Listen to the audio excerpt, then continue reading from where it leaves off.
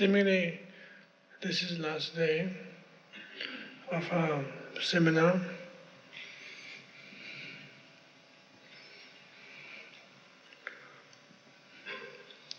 Subject that we have covered, we've gone through.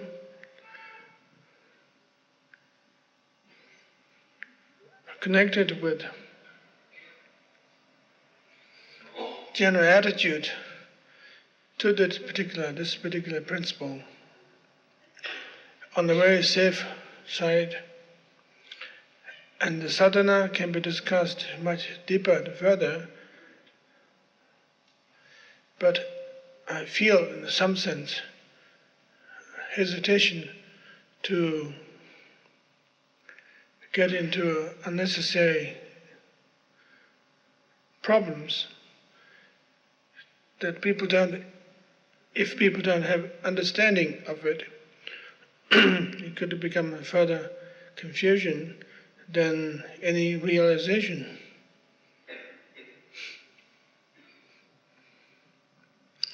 So interestingly, nevertheless, that I have managed to say everything, and the subjects that we covered contains a lot of things that also have connections at a deeper level. I suppose you have to wait and think and read over your particular notes and things like that.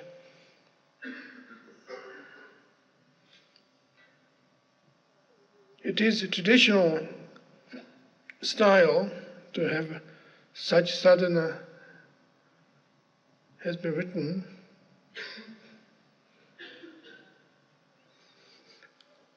It is traditional also that sadhana was written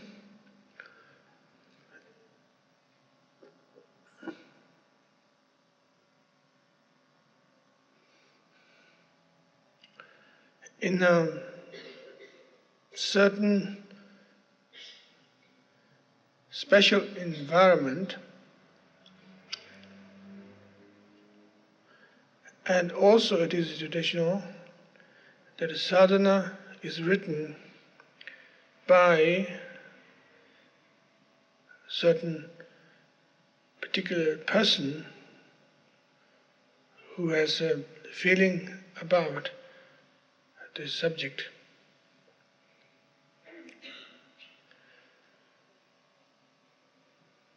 Cut a long story short at this point,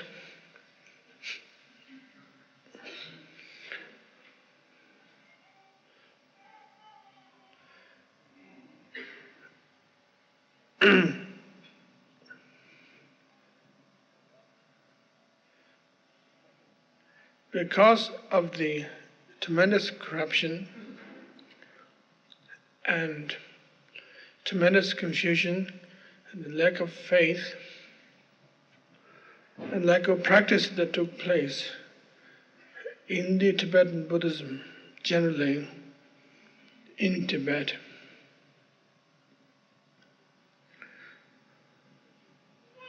a lot of teachers, spiritual leaders, worked very hard trying to rectify that particular problem. Each time it's failure, except a few dedicated students can relate to that particular basic thing. And also it is connected with some sense of lack of practice, that ritualism becomes main important field. Performing ritual, even if you're doing practice, just you have which clothes to wear today, which shirt should I wear today, what kind of makeup I should wear today, which tie I should wear today. Similarly, what kind of ceremony can we perform today? What would be appropriate, opposed to what is actually needed to the given situation. Jamgu Kongtrul, my root guru, personal teacher, is constantly was constantly talking about that problem, and he wasn't happy about where things are going about, and he wasn't very inspired to work on a larger scale, because he felt that unless that he could create nucleus or situations of intense students who could work together and act as nucleus, dynamic situation, that he couldn't get the message to the rest of the public. There were a lot of problems that you might think that Tibetans are the only world where spirituality is practiced quite freely and enlightening. That's not the case. We had our problems and difficulties in keeping up with the practice properly, tradition properly. Recently, that is to say, before 1950s, in Tibet, there were a lot of gorgeous temples being built, fantastic decorations we have done, lots of brocades, lots of ceremony, lots of statues, lots of chögyams.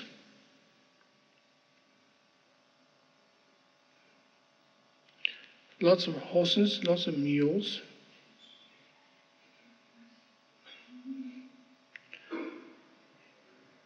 Fantastic cooking, good tea.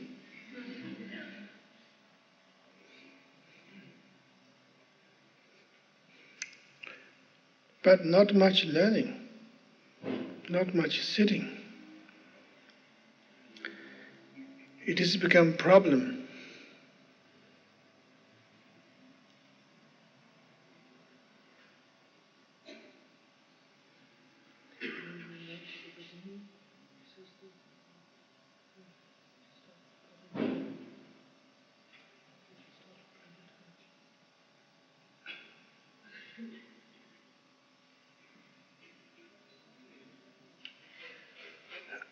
Jamgu Kongtrul was very pissed off. Sometimes he loses his temper without any reason.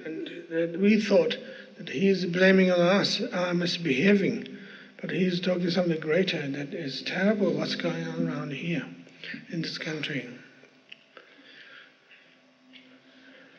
Not only him alone, but a lot of other teachers begin to talk about that. It's whole things begin to flip into a lower level spirituality. Only thing what we needed was American tourists to come along.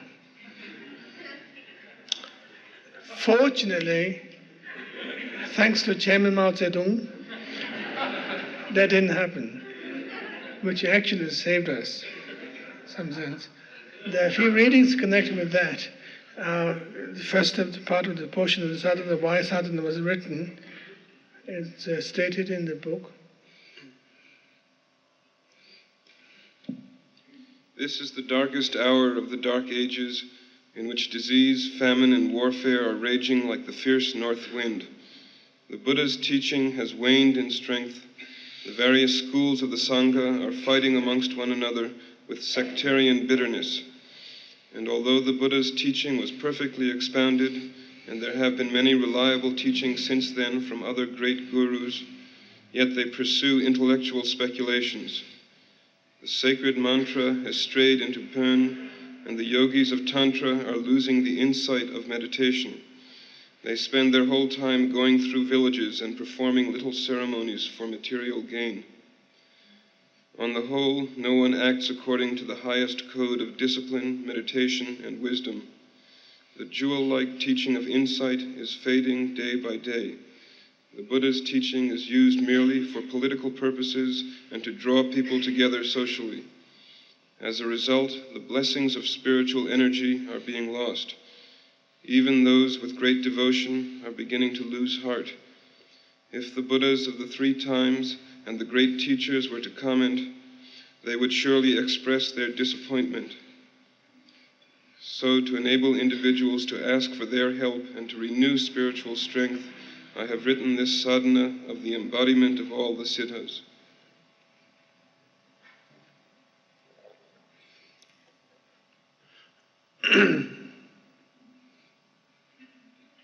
There were a lot of problems, obviously.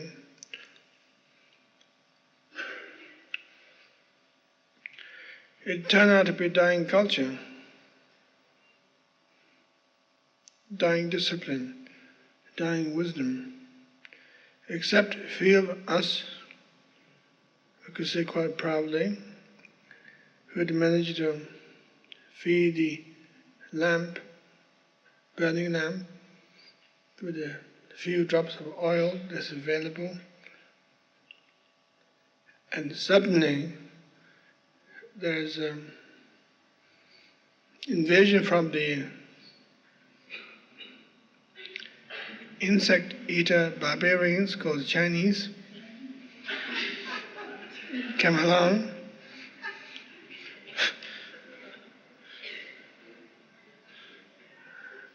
and they presenting their doctrine called a communism,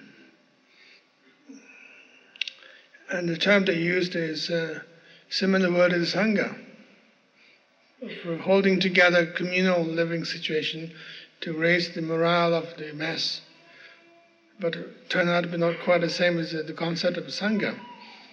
So there's no practice, no discipline, no spirituality, and that went through.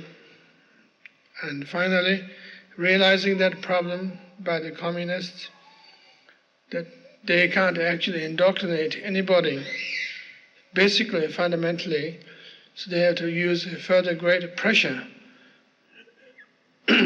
invasions, arresting spiritual leaders and political leaders, putting them in the prison, asking them to do something about, which further intensified antagonism rather than that these political leaders came out or spiritual leaders came out. They just told the story of what had happened to them, which created first further problems. I don't want to make this particular session of a talk as a political pep talk as such, but you'll be very interested to know that in the history of communism, for the first time, that the workers actually rebelled against the communism was exceptional. That took place in Tibet. The workers were not all that aggravated, pissed off by what's happening in Tibet. They were well off in their own way, lots of space, lots of farm, and maybe they are hard up in some areas of comfort and things like that, but our people are very tough. They can handle the hard winter, it's a soft winter, and they appreciate the snow and the rain, and they appreciate their traveling. They don't need helicopters or motor cars to journey back and forth. Everybody's good in strength. They've got huge lungs to breathe in high level of altitude. We are tough people. And the peasants took pride in those things naturally, obviously. And when their particular territory, that their faith and security is based on some kind of trust and faith into the teaching, into the church, which is at the same time slightly crumbling at the same time, but still remained, and new rekindling situation took place for a few months, I would say about 9 months, that peasants rose against the communists, which is the first time in the history of communism such a thing took place. And I was forced to leave my country, and people from my monastery sent messenger by saying, come back, we would like to establish underground monastery. I wrote them back saying, give up. It would be suicidal. I'm going to go out of this country, trying to find elsewhere such particular work. So, that's that, and hopefully they received the message. And left my country. I took walk across the country. All of this described in the Born in Tibet, actually. But I appreciated enormously that how beautiful the country was. Although we had the only chance to see the mountain ranges after mountain ranges, because we are not to go down to the villages. They might have communist spies there to recapture anybody who's trying to escape. So we try to avoid them, but fantastic mountain range in the middle of winter, fantastic lakes on the top of a plateau, fantastic landscape and a good deal of snow, obviously, and biting cold at the same time, which is very refreshing, fantastic.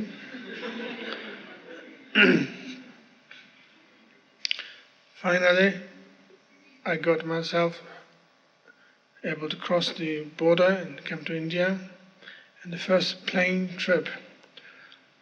There's a cargo airplane which is waiting for us, organized by the Indian Army, and I was excited to fly for the first time, and it was a good trip.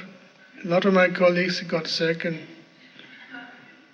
and they feel very nauseated, but I was very interested in getting to a new world. And then we arrived in the refugee camp. We spent about 3 months. And on that particular life, which was interesting in some sense, because there is a chance to actually explore what is outside of our world. That India is particularly very exciting in some sense, that we read all about India in our books, we study about them, and we talk about the Brahmins, we talk about their cotton cloth, and they wrap around and they talk about the Brahmanistic ceremonies and all kinds of things, and everything's interesting, that finally history come back to life. And it was good to be in India. Fantastic to be in India. And finally the situation come to be in my personal life is that I was invited to go to Europe and managed to serve, traveled in a ship, what's called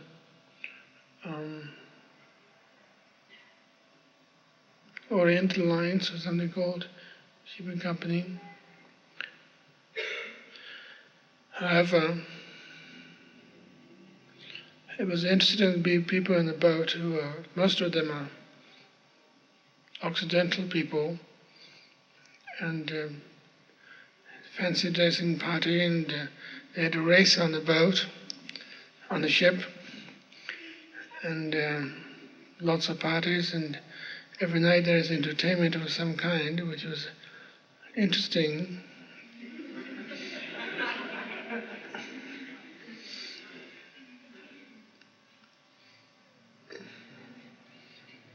That's where first time I had actually tasted English beer, which is bitter. I thought it was a terrible taste, and I can't imagine why people like that stuff.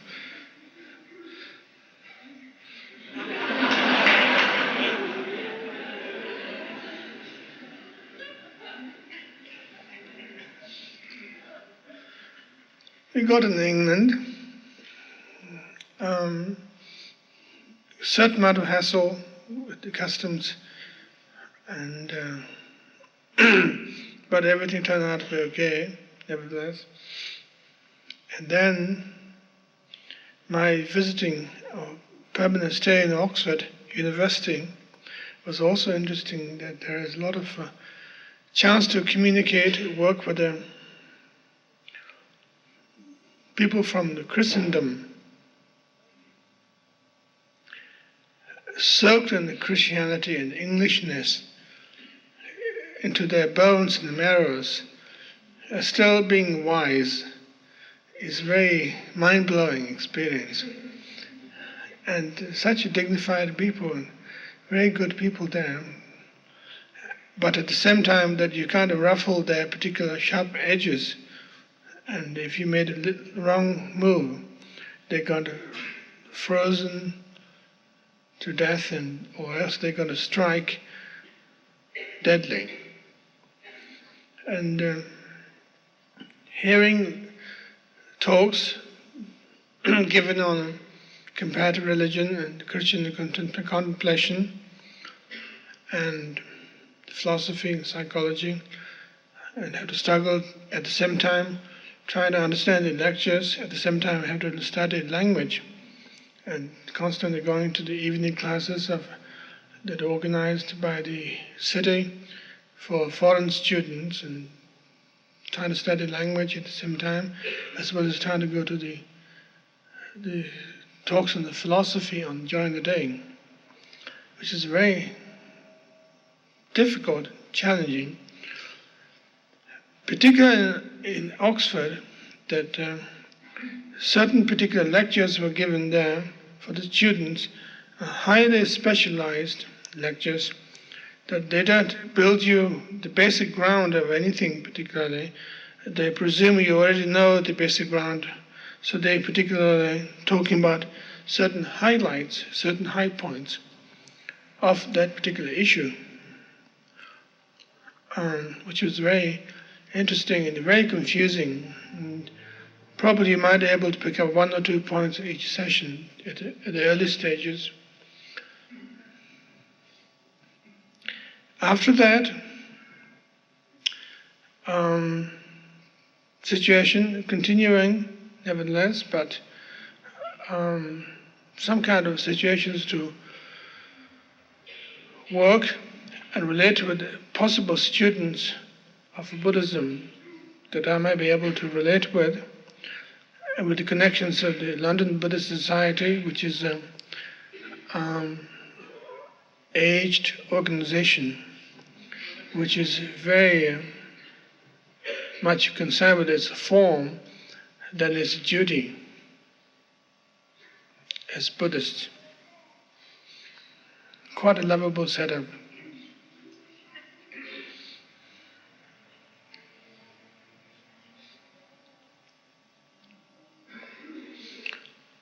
I was invited by a group of people in Scotland, which they have a community there, teach and instruct meditation.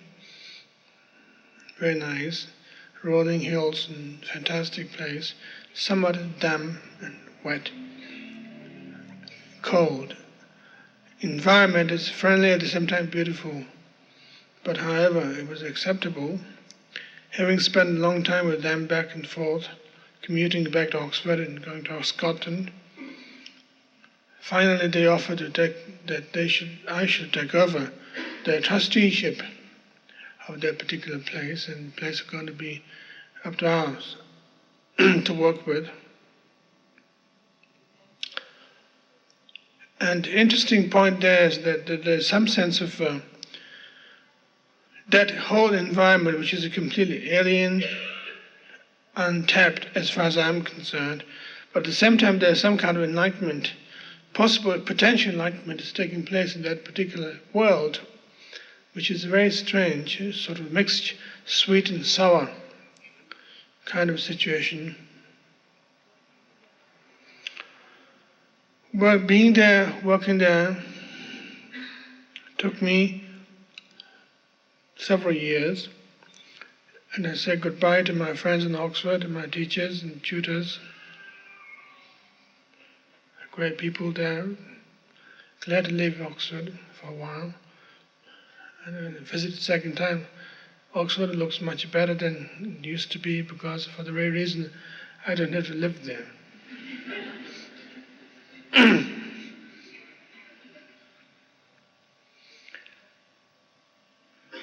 Situation in Scotland turned out to be somewhat stagnating and stuffy.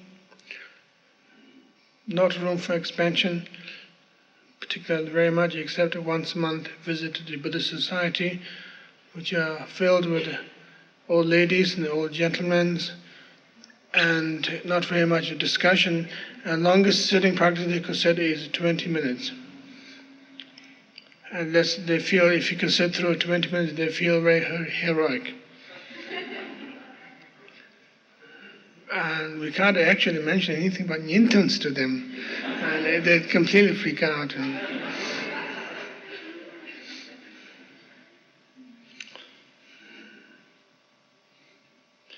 To their point of view, being good Buddhist is being good Anglicans, Church of England. Some kind of problems there. Anyhow, that problem still continues up to this point.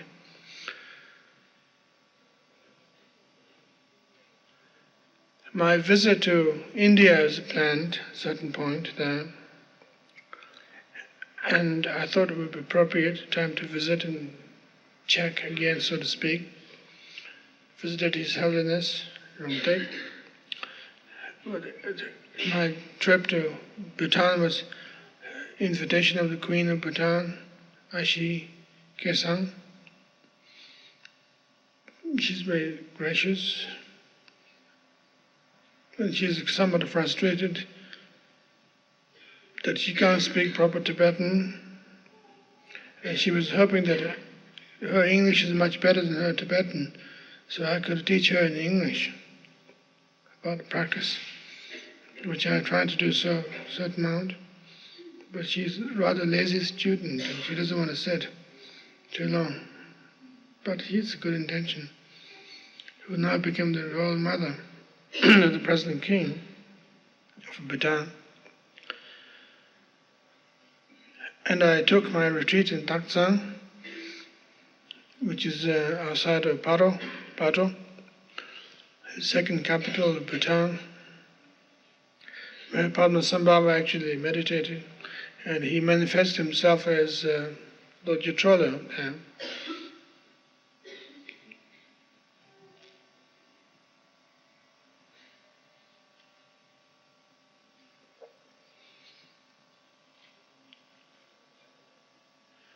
Being in Taktsang is very, at the beginning nothing happens. It just looks like another mountain range that you have a little place to live and stay there. Nothing very much happened. It's not particularly impressive at all at the beginning. I didn't get any sort of sudden feedbacks of jerk at all. Very basic, very ordinary. Another part of Bhutan, simply. As guest of the Queen, that our needs were provided as part of the tax payment of the local people around Taktsang. They brought us with eggs and firewoods and meat as part of their tax payment, which they're very happy to give their tax payment to a holy lama to fulfill that function rather than giving down to the administration. And they were very kind and very nice people around, and we provided with the servants and everything. Few days was rather disappointing. What is this place? It's supposed to be great, and what's happening here? Maybe this is the wrong place they've chosen. Maybe there's Taktsang somewhere else, the real Taktsang. Nothing happened actually. And as a lot of more time was spent on that particular area, which was something like 10 days a week, and things begin to come up. Very powerful nature, that there is a feeling of empty-heartedness once you get there, once you begin to click to the atmosphere. And nothing particularly full, and and a confirming experience. But when you get there feeling very empty-hearted, there's nothing in your body, that you don't exist, there's some kind of sense of completely vacant out feeling, sense of vacancy. And when you go further with that, there's begin to pick up little sharp points. The blade from the prubhas, or the rough edges of the vajra, the dorji, and begin to pick up all that. Behind the whole thing there is a huge conspiracies taking place, something like that. Something is very live. And the gecko of the place and the konye of the place, which is temple keeper, keep on asking me every morning, did you have a nice dream? Did you have any kind of revelationary dreams? And what you think of this place? And did anything terrible to this place? And is this still there? Keep on asking me. Well, it seems everything's okay. Thank you. And there's a very interesting point about the Kagyu tradition and the Nyingma tradition brought together very powerfully. There's that so much influence of the practicing lineage is there. Austerity and its own pride of practicing lineage, as well as there is some sense of wildness which is beyond practicing lineage alone, which is also there, and such point that the sadhana, what we have translated here in the English language, just came through without any problems. And the sense of immense presence of Karmapakshi, Dorji toilet there, definitely. And I told myself, you must be joking. Nothing's happening here, but still something's coming behind the whole thing, that there is actually immense energy and power is taking place. And the first line which came to my head about 5 days before I wrote the sadhana itself, was keep on coming back in my mind, keep on ringing. That sound is the taking the refuge part at the beginning, earth, water, fire, and that passage is beginning to come through. And I decided to write down, and it took me about altogether about 5 hours to write the whole thing. And during the writing of the sadhana, I didn't have to particularly think of the next line or what to say about the whole thing. Everything just came through very simply, very naturally, as if that whole thing is memorized.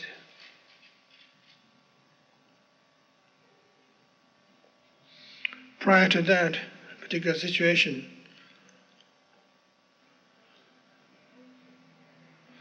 And I think the whole approach there is that it's has some kind of qualities of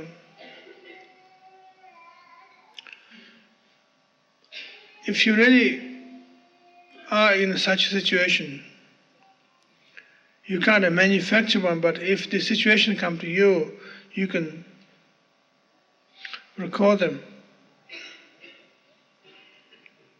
And also that is connected with that little poem that I composed at the end, which was when the sadhana was written already, that part has become suddenly that whole spontaneousness is gone, and that I have to actually say thank you, and somehow I had to write that particular poem at the end, which was written deliberately. You see the differences between the rest of the rhythm of the sadhana and in this feeling, and the poem that written last, which was very deliberate. There's differences between the two. And the poem is more of a platitude, and the rest of it is more of a spontaneous word that come through. Yeah.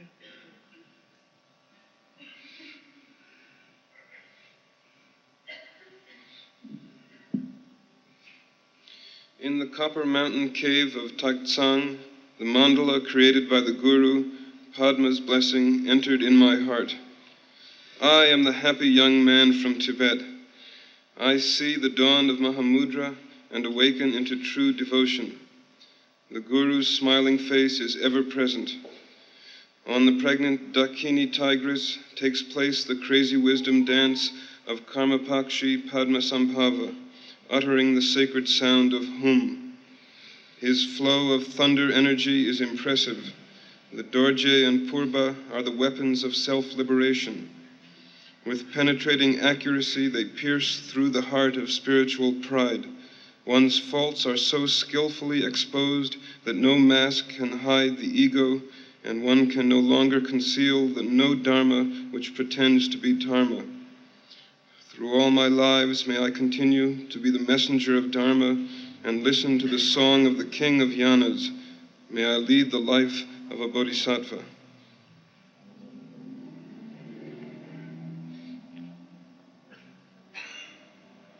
I feel that still that poem possesses a lot of platitude and it seemed to be a different feeling than the rest of the sadhana that was written, because there was just some personal acknowledgement of one's own stuff at the same time. Well,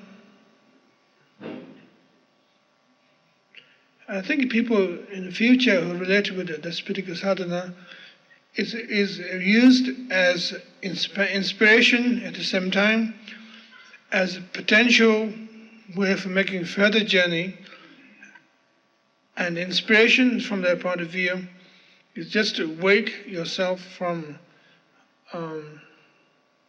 deepest confusion and chaos and self-punishment, and able to get into a higher level that you can actually celebrate within that.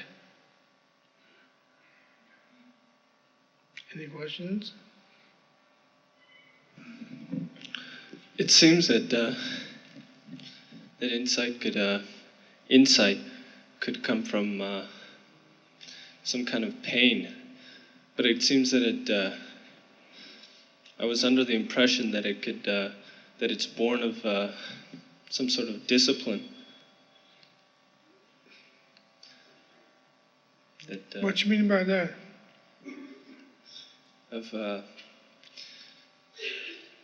Maybe it could be dangerous unless there's some kind of opening up. Yeah, I would say that. Yeah. But could wisdom also be born of pain? Sure. Don't we know that? What? Don't we know that? I don't know.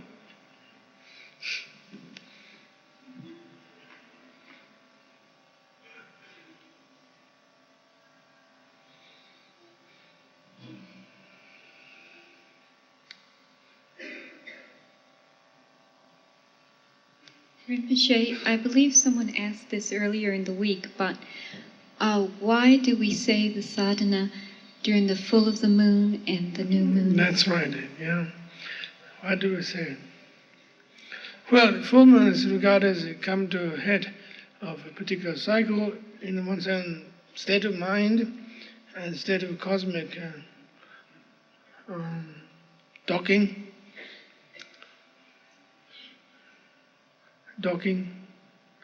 like a spaceship. And it is very conveniently worked out that that particular day is regarded as sacred, and most of the full moon and new moon are related with some particular activities that Buddha took place at the same time. And the sadhana is read on that particular day because potential openness is there, and we can open ourselves and take advantage of that particular gap that's taking place. It could be freaky gap, or it could be very sane gap, whatever may be taking place at that point.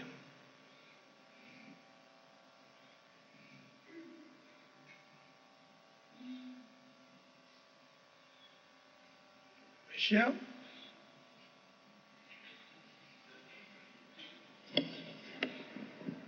Do you think that the traditional observances of ceremonies on various different days of the month, I don't mean just like full moon and new moon, but a whole month full and a whole year full and a whole calendar full of liturgy is expression of decadence, or do you think there's something to it?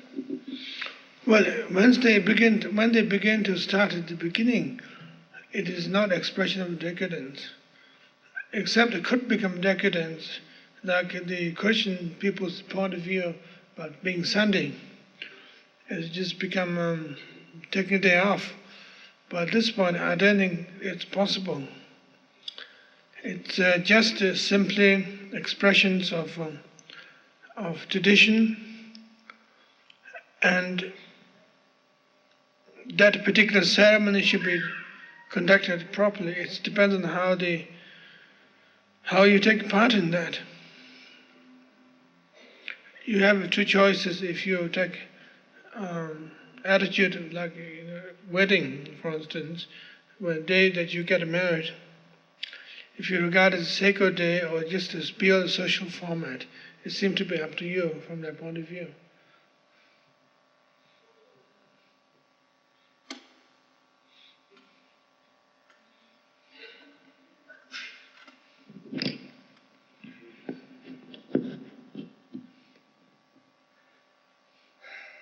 I guess I'm bothered by the relationship between the emphasis on tradition and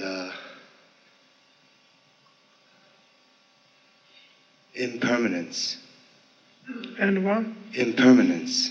Yeah. As a mark of existence. It seems to me that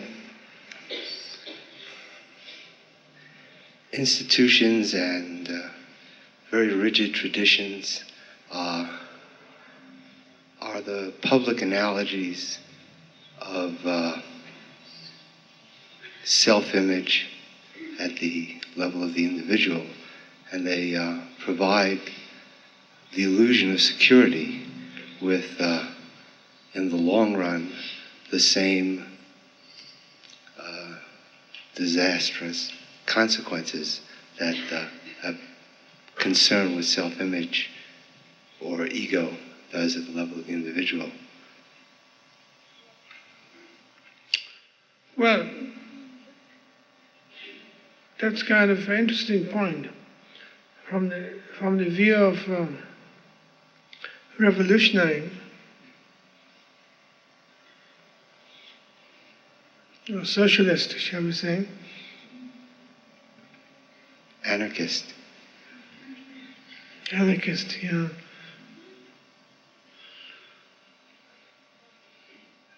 I think one of the problems there is that if there isn't any format,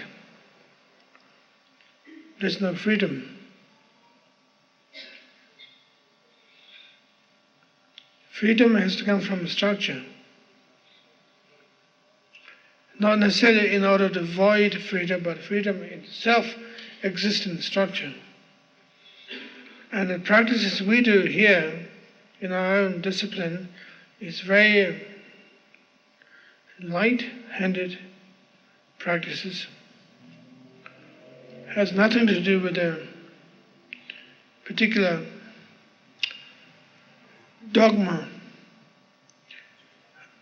And we are not particularly making it as a monument, but we are simply doing it.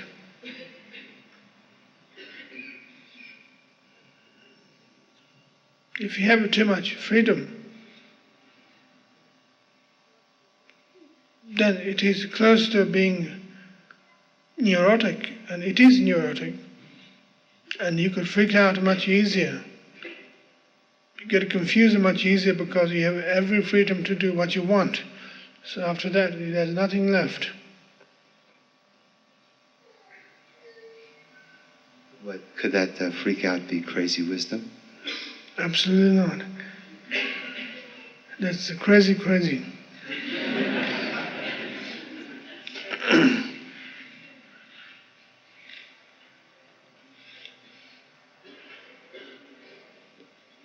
You were also going to talk about the Mahakali principle in the sadhana, question that Sul Team asked a couple of days ago. Mahakali principles, but those are just simply expressions of channel ground in which that feelings about if you don't relate with the reality properly, there's going to be messages coming back to you, very simply. So the Mahakali principle then is just that kind of innate energy that we have all the time giving us messages. Yeah.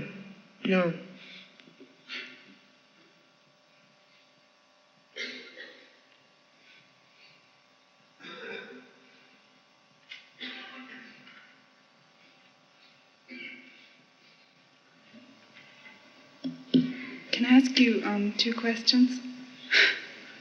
Yeah. In the beginning, you were talking about how the sadhana is written traditionally. And you said that it was written traditionally, like there's a certain person who can traditionally write a sadhana. I was wondering about what you meant by that. Well, any old head can't just write a sadhana for your girlfriend or for your boyfriend and for your teacher just like that. It has to have some kind of feeling in connection with the lineage. Simply that. Or for your Mercedes or for your Rolls Royce. But there's no Which more is specific criteria than that? Well, that's a criteria enough. In some sense that a person has to be trained through the Vajrayana discipline already, have some understanding of relationship with the Jnana Sattva and Samaya Sattva working together, and devotion at the same time. Okay. Another one is, what does it mean that Padmasambhava manifested as Dorje Chola Taksan? Well, you could say that you are manifested as a mother when you suddenly got pregnant, or actually you bore a child. You know, that you have a different kind of role to play.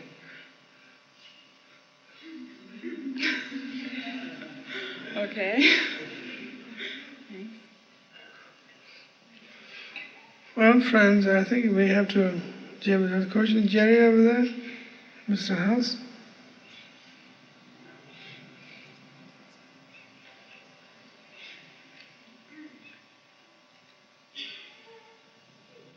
I've been wanting to ask you a question about the topic of business mentality that keeps popping up. And first of all, if you see a problem with it in the business world, per se. No, see problem. We'll see problem. I think the whole point is that based on the idea, if you have a vision of the totality as such properly, then there's no problem. If you don't have a vision of the totality, obviously there are problems exist. Well, when you bring up the topic, usually it's it seems somehow opposed to a spirit of givingness or openness, and does this create a problem if you're involved in the business mentality in the outside world, in your living situation, in earning a livelihood? I don't think so. That's part of the endowment. Simply because you have to relate with your parents, your background, and your culture, and in any case, which is outside, other than the Buddhist tradition alone, which is very new to us, generally. So I have to relate with those situations anyway, so I don't see any particular problems. And those things are regarded as a reference point and the stuff that we have to work with. Just finally, do you have I wonder if you think that in terms of this community of the scene and the Sangha and the businesses happening in it, if there might be a need for more straightforward business mentality. Sure. Thank you. On the basis of the same logic as why we're operating already.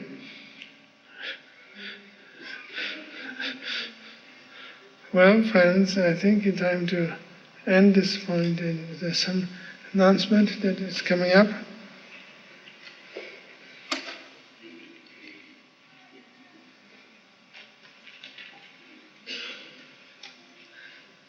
This is the Vajradhatu recordings catalog, which is available at the tape recorder in the back of the auditorium. The cassettes of this seminar are available to be ordered either now or by mail to Vajradhatu Recordings at 1111 Pearl. Also a reminder again that the tape of this lecture will be played at the Karmadzong Community Room tomorrow morning at 11. Also, a final reminder about the Christmas fair. For those of you who are going to be in town, we're going to have to transform this place in 1 week from a seminar hall into a craft fair. And if anybody can help on that, it would be very greatly appreciated. And last but not least, thanks for coming. What did you say?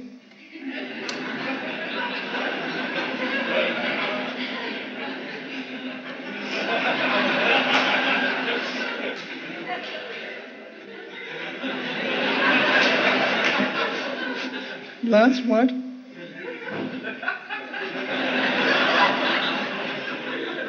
Least. Least? What kind of least?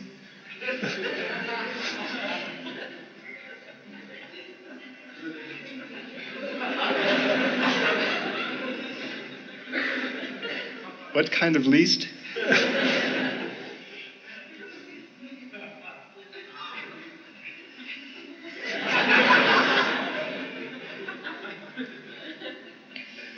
Thank you. Well, I think we better close our seminar, actually. Just want to thank you, Jonathan. Thank you, Rinpoche.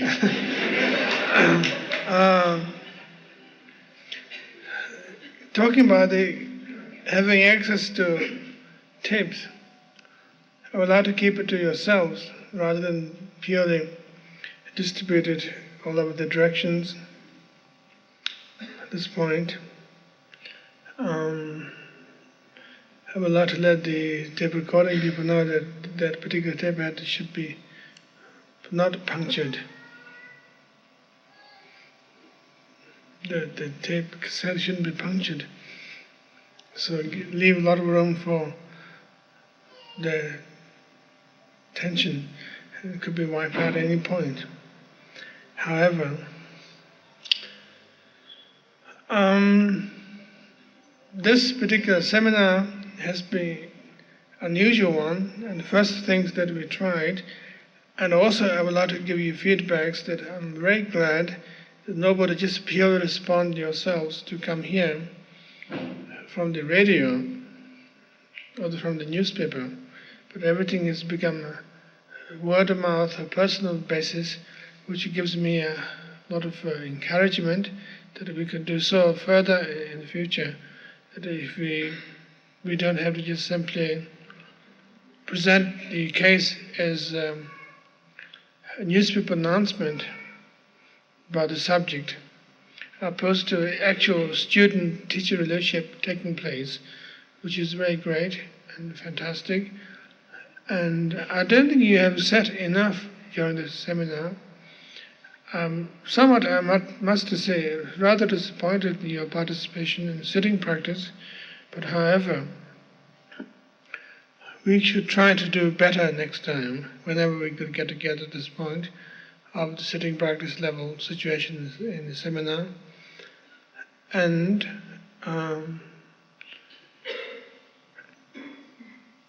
last but not least,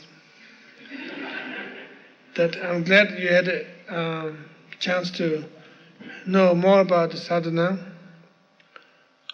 and I hope you can be able to work on those things, that particular subject, and the subject is comprised of different levels of development: the channel ground principle, general ground, and devotional, and generosity, and all these subjects are very compact, very definite. So hopefully you can work on those things. And whenever you go back to your hometown, or if you're going to stay here, or community members is concerned, please try to sit and practice. That's the only way that you will understand the further thing about the sadhana itself as well. And last closing reading, I would like to read the session that is the end of the sadhana, as dedicated to all of you. The wisdom flame sends out a brilliant light. May the goodness of Dorje Trolu be present. Karmapakshi, Lord of Mantra, King of Insight, may his goodness too be present. Tusum Chenpa, the primeval Buddha, beyond all partiality, may his goodness be present. Mikyu Dorje, Lord of boundless speech, may his goodness be present here. Rangjung Dorje, faultless single eye of wisdom, may his goodness be present. The Kagyu Guru, the light of whose wisdom is a torch for all beings, may his goodness be present. The ocean of wish-fulfilling yidams who accomplish all actions, may their goodness be present. The protectors who plant firm the victorious banner of Dharma, may their goodness be present. May the goodness of the great mind mandala of Mahamudra be present. Thank you.